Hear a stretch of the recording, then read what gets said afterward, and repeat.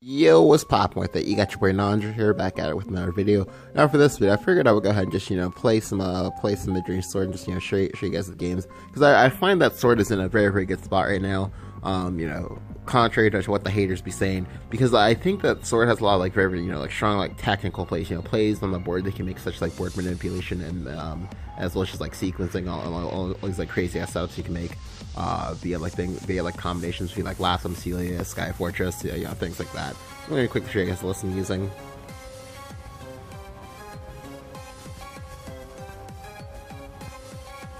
This is the list. It's not mine, but I've been playing it, been rocking it. Got 2.5. Well, would have gotten 2.5 in GP. One of them wasn't even my fault. The game bugged out. There's a bug that sometimes happens where you get activity losses without actually being shown on your end that you've actually created in the game. So that's what happened to me in my game. Well, I think it's my game 2 in GP, but I was able to bring it back and win. Anyway, so I have a few different options of games to show you guys. I'm just gonna go ahead and pick this dragon game because I know a lot of people think that, oh, well, the dragon matchup, well, if he ramps and gets up to 9 mana or 10 mana by turn 6, well, that means you can't win. Obviously, of course, the obvious inherent mocking aside, I don't really think that's true. I think a lot of times people just kind of mentally give up versus dragon and see dragon ramped all the way through. But dragon make mistakes all the time. It's crazy. Alright, so I'm going second. I actually like going second a lot, especially versus things like say dragon, because the earlier you get their evos, because they're gonna evo island and things like that. The more dependent you make them on Poseidon, Masa, really just Masa Muni in general, as well as Galm. And of course, if you play around those two, then you're good to go. Now, yes, playing on Poseidon Masa is actually very, very hard, but it is possible to do so. I should probably clarify that. So I actually pass here. I don't actually play either one. I don't like playing out my chromatics unless in this matchup, I don't like playing them out until I have more information about what I want to do with them. Because yes, sometimes you do actually get Queen Magnus to block Galm, which is really important, and that's something I can talk about in a separate video.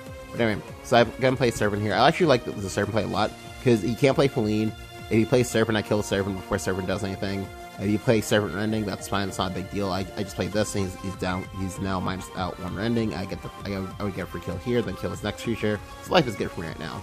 He draws his 2 cards, doesn't kill anything. This is a pretty big mistake on his end because now means I get to start stacking treasure. Stacking treasure is so important when you can, because things like Rush Boots, Gilded Blade, Necklace, all that. Well, more so the other 3, less so Necklace. All of those can be pretty good, especially in this matchup as well. Because see how I have the board, I'm about to make more board, and I have a billion cards. Now here, this part was one of the deciding factors of this game.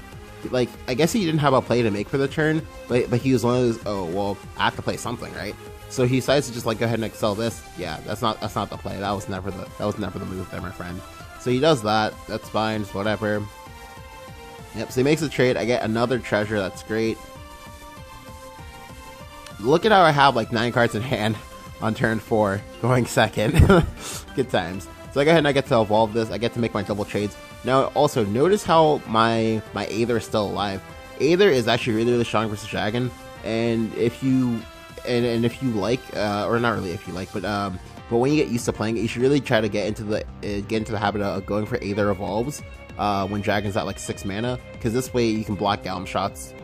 Galm is most devastating when Galm full clears your board without even breaking a sweat. But they have to develop Galm and suicide it into a big enough board.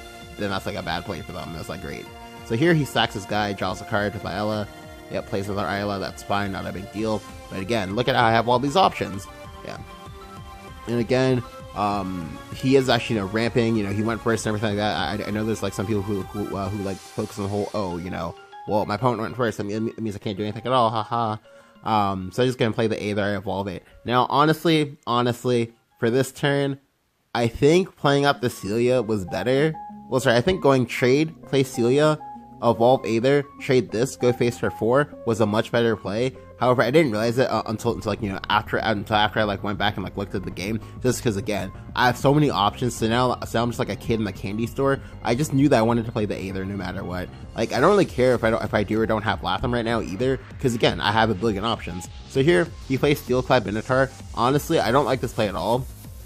Generally speaking, you do not want to play out your Minotaur and evolve into a big enough thing. You just want to kind of like tempo play it out and just leave it at that.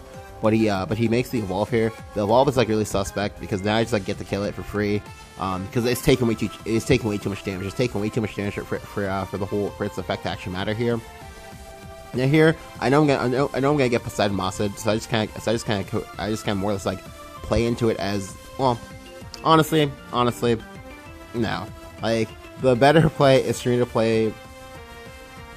Is for me to play Spineblade plus this girl. Yeah, Spineblade plus this, and then possibly evolve my Aether. You can hold the Aether if you like, but yeah, Apostle is very, very good for the what do you do when you run out of things to do kind of situations. But yeah, I make this play anyway, and I go ahead and evolve. Like, look at how I'm just like immune from Galm and like partially immune from Poseidon Massa. Yeah, it's a good time to be alive. I have a billion cards in hand, like setting up for the lethal. Like, yeah, times are good. Times are great. So here he plays Poseidon. Again, of course, you know, Poseidon Massa is coming out here, that's fine. I'm just gonna speed through this.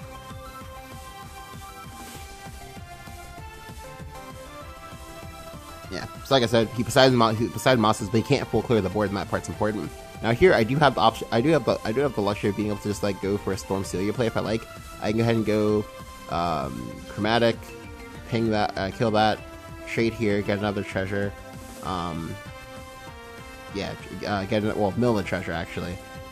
Mill the treasure, go face for 1, play Celia, go face again for 5, and then be saved lethal if he doesn't have any more wards.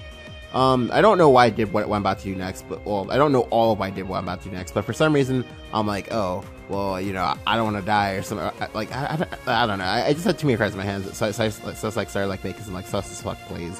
But anyway, I just couldn't start making plays. Yeah, I play Rapier Master here.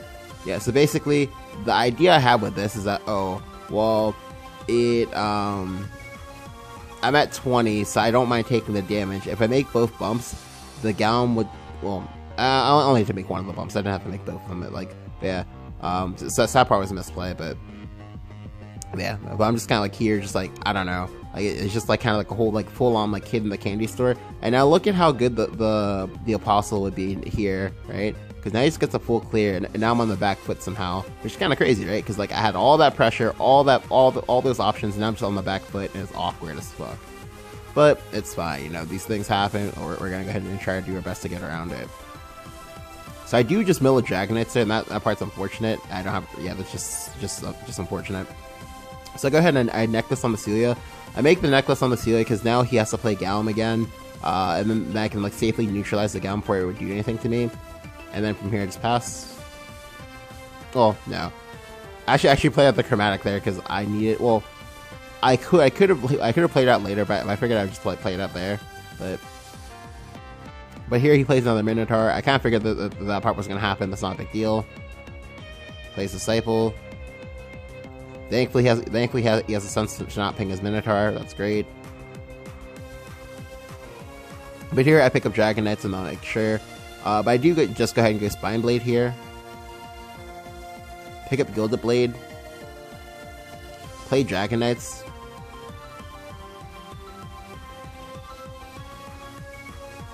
And then just go ahead and just, yeah, and just go Boot Space. Or, sorry, not Boot Space, I'm sorry, Boots Trade. There was possibly another cleaner way of doing that, but, like, I don't know. Like, at this point, I'm just kind of here, just like, well, I'm, like, more so focused on the whole, damn, I'm really about to lose this game because I fucked up. But here, I'm like, okay, let me just go and play Zeta. Or, sorry, Beatrix, I'm sorry, Beatrix. I play Beatrix, I go ahead and trade with my Hemera. I go ahead and play Dione as well. I play Dione because I already kind of know that, like, that I have to just, like, make sure that that I lose as few things as possible from this particular game state, and I need to make sure I get rid of the wards and go face. Here he plays Sneer, but he has to have Ward now, so he has to excel Poseidon. But if he had Poseidon, he would just like play Poseidon, I think. He plays Anna Rose. I'm like, okay, am I gonna pot washer this? He's gonna like excel the last Poseidon and like make me lose. Nope, he plays the Ayla, so boom, I have won. Yeah, so that was a pretty crazy game. But you know, I make it to turn 11, finally pick up the Latham, but it's too late now. I'm not gonna use it for anything. So just yeah, Bob's your uncle, got the game. So this place, I just play Storm Celia into Storm Celia, and then boom, he's dead. Cool.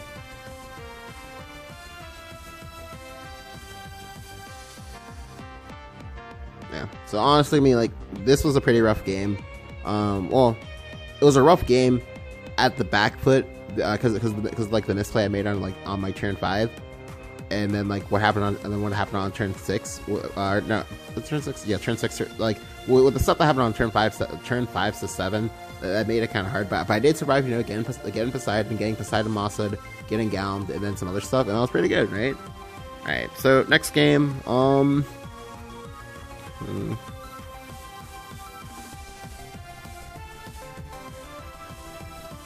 I guess I can show you guys the sword game. So I guess I can use this one. So in the sword matchup a lot, this is where the whole like board this is part of where the whole board manipulation thing that I was like talking about at the start of the video. That's part of where it comes into play. Just because like there's a good chunk of sword right now, because like sword is pretty good. It has like good matchups. It has like good matchups across the board, which that's just like a sword classic. Just, you know, well, sword and dragon classic. Just not particularly great versus anything in particular. Sorry, not particularly great, but not particularly awful versus like anything in the meta, and that's just how it is. All right, so I'm going first. At least I'm pretty sure I'm going first. Yeah. All right, so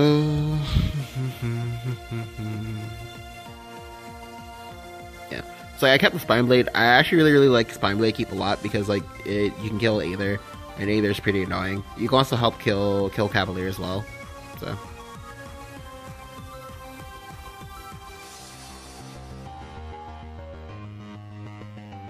So here I just go and play Leod. I went first, so I have the ability to just do this and just keep Leod and stuff if I need to. Leod combos are very, very strong, very, very potent. Just, you know, like, they put in that work. They do that thing. But here, he plays that Oathless Knight, so now I kind of know what I'm versus, so I'm forced to trade here. I will go and play Aether first, though. I like the Aether play first, because this way I can go and hide the balls in my hand if need be.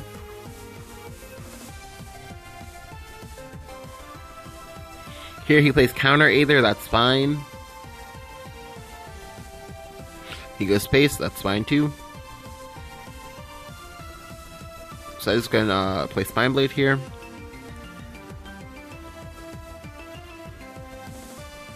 I'm just gonna make that trade. I play out the Celia as well. The Celia play always has to happen here. I'll have enough cards to play that I'm never gonna play this for 5. So playing as a 2-drop is good. It's part of why Celia is such a clutch card. Such a clutch fucking card. It's crazy. But here he plays his Cavalier. That's fine. He goes up for 2 again. That's fine too. He makes a trade. All right, now my turn. So this turn, I believe I decided to go for. Yeah, I just go and go for Cavalier. I go for Cavalier because I know that he's gonna like make some like slight misplays here while trying to deal with this. Yeah, so I go ahead and go Cavalier trade, necklace up my Cavalier. Go ahead and I trade again, and then I go ahead and go face. So right now, what I'm banking off of is that he's not gonna wanna value trade because I have 5 creatures.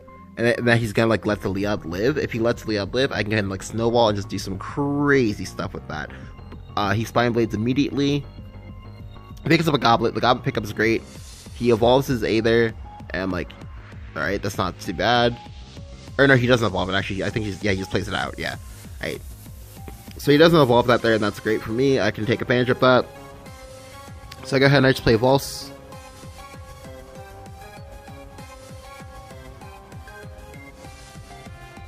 I go ahead and I burn my Dion here. It's fine for me to burn the Dion because I know I'm gonna evolve my Leod Black and go face. This is what I like to call the start of the Leod Black show. So Leod Black plus commanders is very, very scary. There's a lot of very, very good commanders right now. So I go ahead and I just hold the Build Reckoning. Yes, you don't just burn Build Reckoning on face as kind of a dumbass play for because like it doesn't actually get you anything unless you need to use it, unless you like need it to like obviously kill your opponent. But most times you're not going to need it for that just yet. So he plays Cavalier here. That's fine.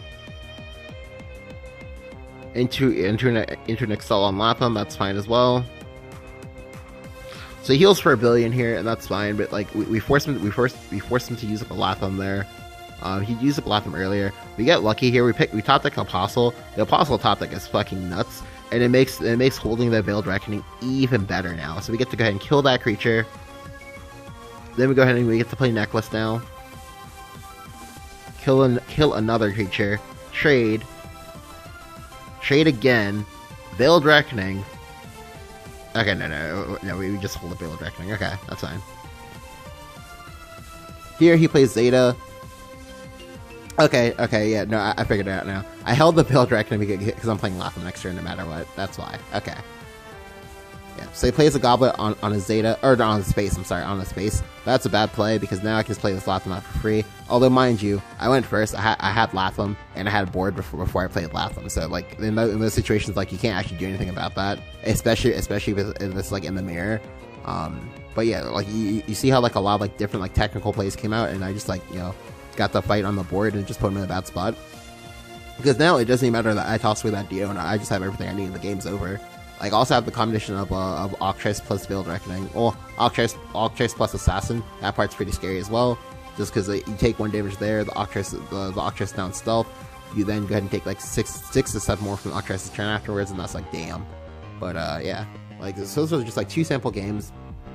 Like I said, my Dragon opponent, he could have played slightly better with like not playing out the Minotaur, but again, it's one of those any port to storm kind of situations, I think. And I think he just kind of got really scared. I don't know. But yeah, if you guys enjoyed the video, go ahead and leave a like, go ahead and hit the subscribe button if you haven't. Thank you guys for watching, and I'll catch you guys next time. Peace.